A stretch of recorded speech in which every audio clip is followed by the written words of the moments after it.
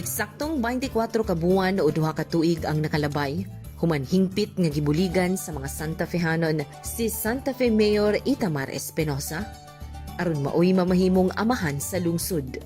Inanay na dayong natagamtaman sa mga katawhan ang bag-ong udlot sa kausaban, dungan sa pagpadagayday sa bidlisiw sa kabag-uhan.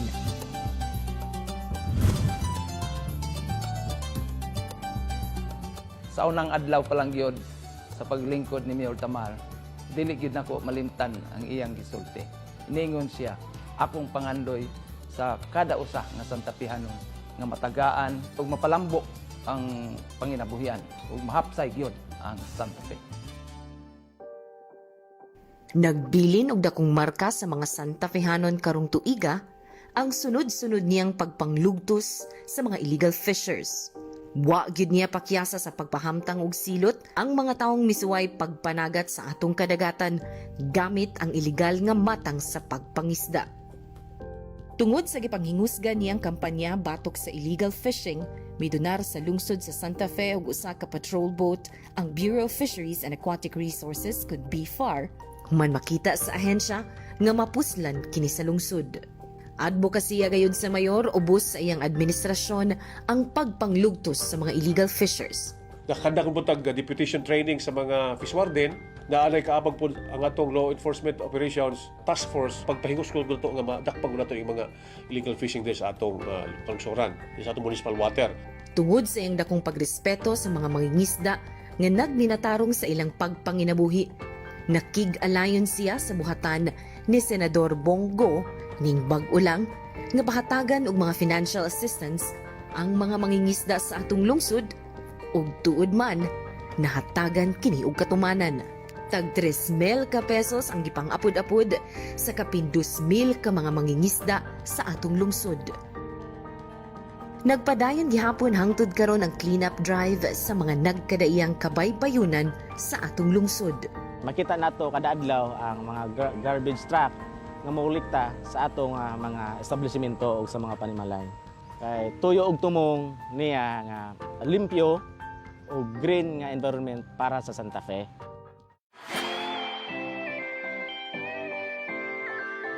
Di ikalimod nga ang turismo sa Santa Fe maoy nagpadagan sa ekonomiya sa kinatibuk ang lungsod, hinungdan nga mas gitutukan pa kinig maayo ni Mayor Espinosa. Sukad masukad, karon pa lang nahimong standardized ang tanang mga plitihan sa island hopping. Gipahimutang sab niya sa iyang dungguanan ang mga pump boats ug iyang gisiguro nga patas ang pagpang-apod-apod og mga pasahero ngadto sa tanang mga operators. Sa pirmerong tuig ni Mayor Itamar, daghan na tag nakita. Kana nagpasabot nga sa umaabot pa, daghan patang mapahimutang sa turismo. A very promising tourism industry diri sa Santa Fe. Ang Santa Fe Port Terminal gibutangan og daghang mga kawani ni Mayor Espinosa aron maoy mopalambo pa sa serbisyo sa mga Santa Fehanon sa pagsugat sa mga bisita. Di lang sa mga Sugbuanon nakakuha og atensyon ang maanindot natong kadagatan, kundi lakip sab sa mga inila nga mga personalidad sa nasud. Tungod sa effort ni Mayor Espinosa, nakatugdong gyud sa atong lungsod ang sikat nga divine diva Miss Jaja Padilla sa makaduhang higayon diin iyang gipasigarbo sa tibuok kalibutan ang katahom sa Santa Fe ug naukay ang tibuok lalawigan. Nasigpatan sab nga miduaw sa atong lungsod ang sikat nga vlogger nga si Bisayang Hilaw, Miss International Precious Lara Kigaman, ang komedyanteng si Ethel Buba ug ang Olympic qualifier ug international skateboarding star nga garbo sa Sugbo, Marjeline Didal, kinsa mipadayag sa mayor nga buot siyang magpahigayon og skateboarding clinic sa Santa Fe. Kini nagpamatuod lamang nga makapadani gayud ang atong lungsod di lang sa mga ordinaryong individual, lakip na sab sa may dagkong impluwensya. Gani, atul sa pagbisita sa mga kawani sa Philippine Sports Commission sa atong lungsod, sila usab mipadayag sa ilang laraw nga pagpahigayon na unya dinhi sa Open Sea Sports Training sa mga atletang Pilipino nga mosalmot na unya sa SEA Games ug Olympics. Tinud anay gyung Superb ang Santa Fe. Nakig-alayon sab ang lokal nga panggamhanan sa usa ka pribadong kumpanya nga maoy nagpahigayon og usa ka biking competition diin ubay-ubay sa mga Santa Fehanon ang misalmot og nalingaw. Pagadagsaon gyud matag Semana Santa ang lungsod sa Santa Fe, butang nga kanunayng pangandaman sa mayor apan ang pagpangandam niya ug ang iyang mga empleyado karong tuiga mas gipadoble pa ug mas gipahugtan tungod sa hulga sa pandemya. Mga health and safety protocols, istrikto niyang gipatuman tungod sa kahapsay sa dagan sa Semana Santa, bisan pa man gidagsa sa libuan ka mga turista, dako ang kalipay sa mayor nga wa gyoy nahitamong kalit nga pagsaka sa kaso sa COVID-19 sa atong lungsod sa maong mga higayon.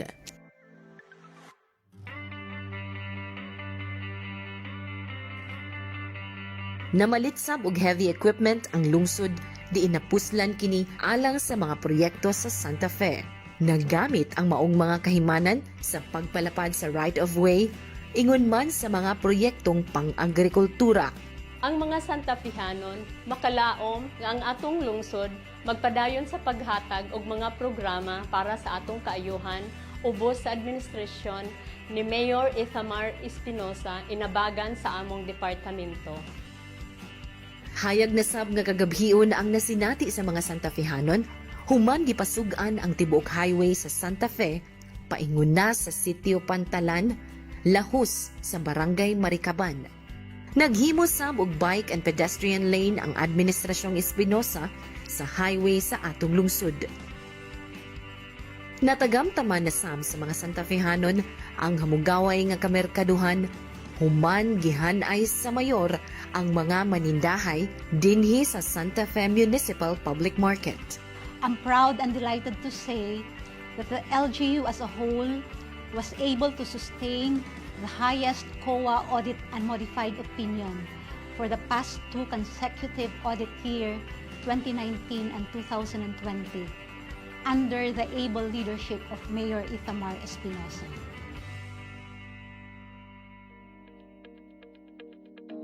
Ug tungod sa way puas nga pag-follow up sa mayor sa mga hingtungdang opisina nga gisangunan sa proyekto alang sa kadalanan, nahatagan na gid og katumanan ang road concreting project sa Barangay Ocoy.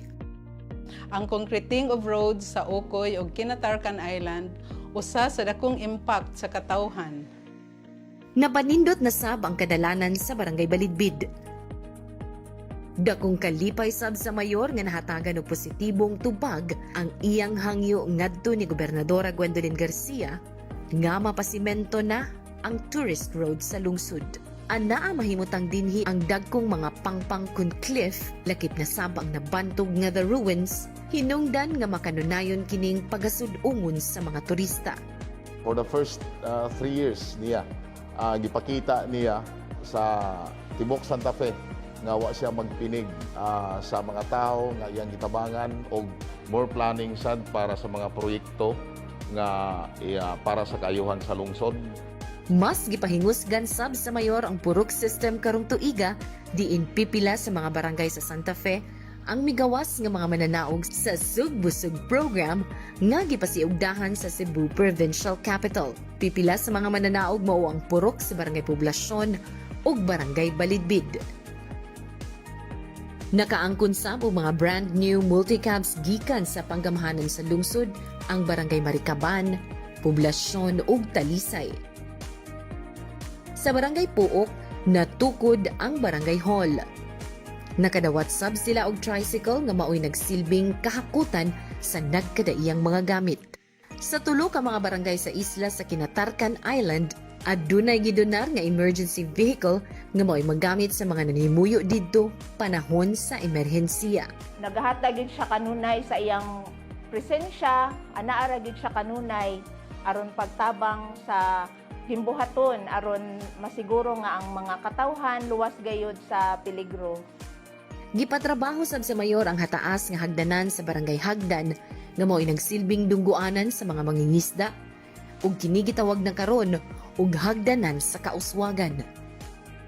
Makanunayon sab ang pagbisita sa mayor sa isla sa Kinatarkan ug Hilantagaan aron personal niya nga madungog ang mga yangungo sa iyang mga konstituente sa maong mga isla. Ginalian sa jud siya nga mo-offer dayon sa iyaha nga personal mismo nga mga salakyan para lang yun maabot ang mauna to nga mga hinabang ngadto sa gingon nato nga hard to reach nga clients.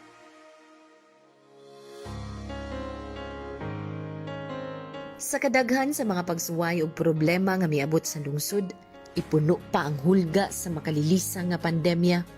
Bugtong sa balaang bata, Senyor Santo Niño misandig ang amahan sa atong lungsod.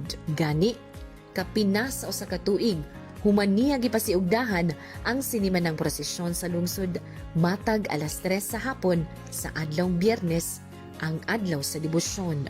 Sa nakalabayng Pasko, girigaluhan sa mayor ang iyang mga konstituente ug mga dayan-dayan nga adorno sa plaza. Ang mga nindot nga Christmas decoration sa lungsod maoy nakapahinumdum sa mga Santa Fehanon nga bisan pa man sa pandemya ug mga problema nga atong giatubang, aduna pagihapoy dakong rason aron kita magsadya.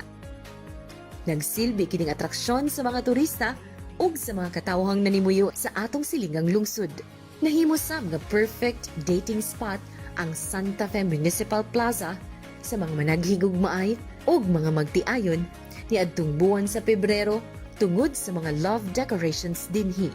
Ang proyekto nga dili gyud nato makalimtan mao ang pagfacilitate sa mga wedding ceremonies. Iya gyud gitagaan og kagayonan ang mga tao aron makapaygayon sila og mga kasal ngadto sa ato mga lumulupyo.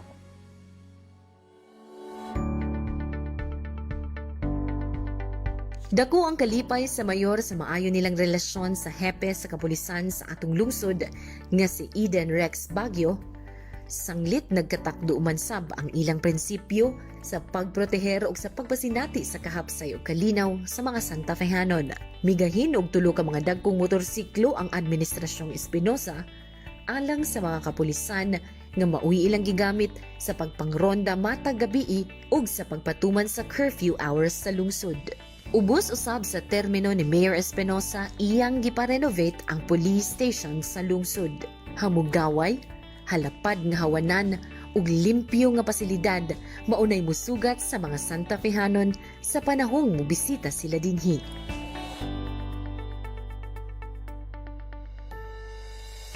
Ubay-ubay ang mga job opportunities ang gibuksan sa mayor alang sa iyang mga konstituente. Pipila niini mao ang mga kumpanyang iyang gihangyo sa pagpang-recruit og mga trabahante sa atong lungsod. Nagpadayon sab ang pakig-alayon sa Public Employment Service Office sa atong lungsod ngadto sa mga nagpa-asister sa pagpangita og mga trabaho. Dako nga nahimo ni Mayor Tamar diri sa Treasurer's Office akong nakit-an ang computerization. Convenient na unya para sa ato ang mga taga Santa Fe nga mobayad sa ilang mga buhis. Mga nagkadaiyang cash for work assistance sab ang gipahigayon. Kahinamduman nga sa unang adlaw pa lang sa pagpanerbisyo ni Mayor Espinosa sa Santa Fe, iya dayong gimando nga ang tanang job order employee sa munisipyo magdawat sa minimum nga sweldo nga nalatid sa balaod. Ug tungod sa iyang gipakitang ehemplo, ubay-ubay na nga mga trabahante sa lungsod ang nagdawat sa minimum nga sweldo gikan sa mga tigpapatigayon. Dako kaayo ang tabang o abag sa atong talahorong amahan sa lungsod, Honorable Tamar Espinosa, sa maong mga proyekto, kay siya man ang miaprobar sa mga pundo niini.